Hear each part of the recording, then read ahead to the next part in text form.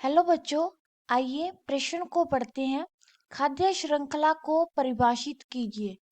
तो इस प्रश्न के अंदर जो हमें मुख्य अवधारणा दी गई है,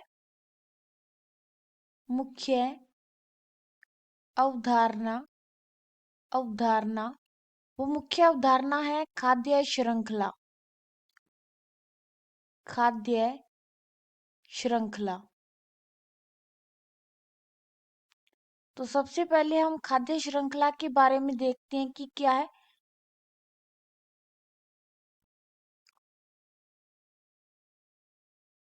खाद्य श्रृंखला किसी भी पारिस्थितिक तंत्र में पारिस्थितिक तंत्र के अंदर जो है वो एक जीव जो है वो भोजन के लिए दूसरे जीवों पे या उत्पादक पे निर्भर करता है।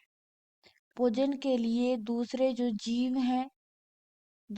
जीव या उत्पादक पर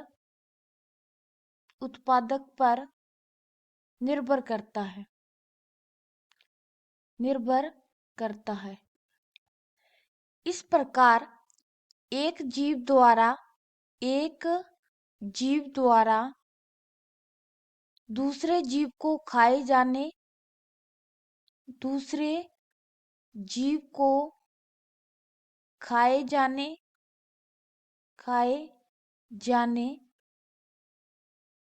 व खुद को ये जो जीव है उसको खुद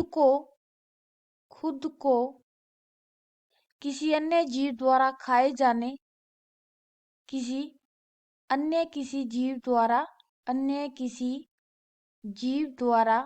जीव द्वारा खाए जाने के आधार पर एक श्रृंखला बनती है। खाए जाने के आधार पर एक श्रृंखला बनती है जिसको हम खाद्य श्रृंखला बोलते हैं। खाद्य श्रृंखला। जैसे कि अगर हम उदाहरण के तौर पर बात करें तो यहाँ पे मान लीजिए कोई उत्पादक है।